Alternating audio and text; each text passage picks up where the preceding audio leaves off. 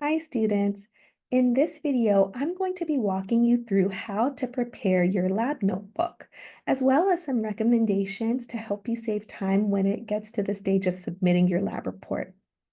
So to start, I want to talk about how you should be writing in the lab notebook, because most of the content is going to be handwritten, and that writing needs to be in blue or black ink. The most common alternative that we see is pencil. And while pencil is going to allow you to make sure that everything looks good, it makes it easy to fix any mistakes. When you get ready to go on to your career outside of Spelman, if you're in a position where you're needing to write in a lab notebook and record data, you're actually not allowed to use pencil in that lab notebook because a lot of times these are taken as legally binding documents. And so we want to get you in that practice early on so that you're prepared not only for the labs here, but also as you go on to other opportunities like summer research programs. And so if you do make a mistake, which we know is going to happen, it happens to everybody, you're going to use one line to strike through the content that you want to fix. And you would put your initials with the date right next to it and keep on writing. So in the lab notebook, there are three different types of pages. The first is going to look something like this, where you have an area for your headings. Usually it's automatically numbered for you. And this is going to be where you write directly. Directly following that is a copy page, and these can be carbon copies or carbonless copies, but it does need to have some sort of copy page behind it. So what this is going to do for us is that as you're writing on the top page, all of that writing is being captured also on this copy page. And so if we were in a scenario where we weren't able to submit reports online, you would be able then to remove the copy page to submit that to your instructor, but you also maintain a record of what you've done in the lab by having the page you directly wrote on. So you can imagine that these copy pages, you have multiple of them in your notebook. So to protect, for instance, this is writing on page 31. So to protect copy page 32 from getting the information that I'm writing on this sheet, you would use a copy protector. In most notebooks, this is going to include the periodic table on it. And so I would put this copy protector directly behind this copy page so that as I'm writing on the top sheet, it's not bleeding onto 32, 33, 34, etc. Now, when you're getting ready to submit your lab report, you really want to make sure that you're submitting scans because this is going to be the clearest way for us to be able to interpret your data. Submitting photos, you can still get the material, but you notice that there's shadows. Sometimes there's inadvertently other items unintentionally incorporated into the photo. And so we want to make sure that we're just evaluating your work and we're doing that quickly because we have a beautiful scan that we're looking at. Now we're going to go through a step-by-step breakdown of the components that are going to make up your pre-lab notebook entry, starting with the headings. So don't forget that for all of these things you're writing in, they need to be in blue or black ink. And these headings need to be on each page of your notebook entry. So what are the headings going to consist of? You'll have the title of the experiment. You can put the experiment number, but it's not a requirement. It is nice for organization though. The date of the experiment, your full name, and your lab partner's full name. So when you're writing those names, we really want to emphasize that those are full names because there can be multiple students with the same first name in a given section, and we want to make sure we know whose report we're evaluating. Next is the purpose. So again, blue or black ink. And when you're writing this purpose, you're not copying from some objective statement that is presented either in the PowerPoint or in the manual.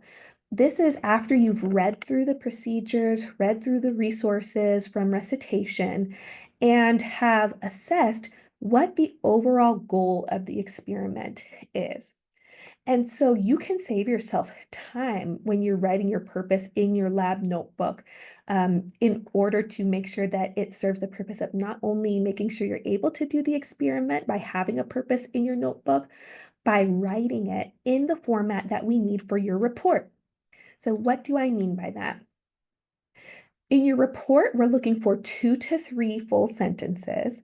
So not bullets, making sure that you're not using fragments, 2 to 3 full sentences describing what the goal of the experiment was.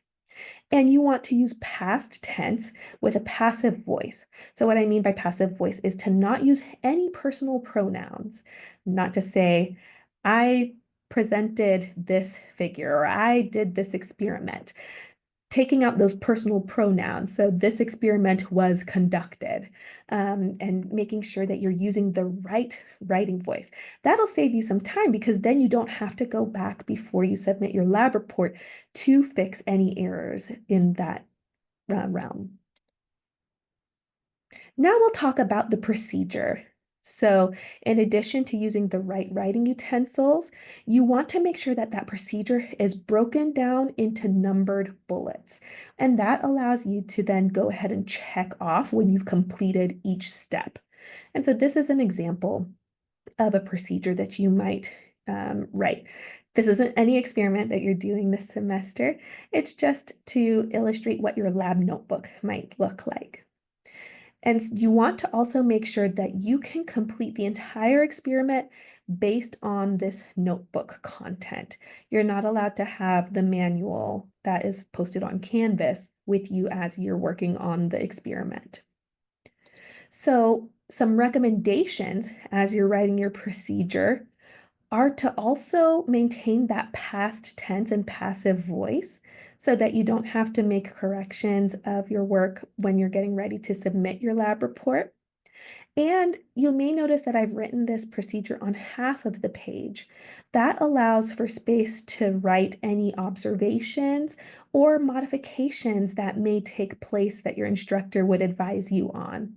And so I recommend using this structure, although it's not a requirement. Lastly, we're going to have any data tables that are provided on Canvas. And these data tables can appear in different ways. Sometimes they're with the manual document that includes your procedure and background information. Other times, the data tables may be a separate file on Canvas. You need to make sure that you have all of the data tables in order to complete the experiment and have your pre-lab notebook entry. So these data tables can be prepared in different ways. You can either handwrite them like we have here, or you can print them, but they have to be secured into your lab notebook. What I mean by that is you would tape them, staple them, however you want to secure it to that top page of the lab notebook. Don't secure it to the copy pages because we want that to capture what you're writing on this top page. So for instance, if you have multiple data tables and you can't fit them on one sheet, you need to go to the sheet that is representing 32 next in order to add that new data table in. We don't accept loose sheets of paper, so you need to make sure that that is secured before you come into the room to do the experiment. In terms of recording data, that's going to take place using blue or black ink. And so this page here is just representing some recorded data.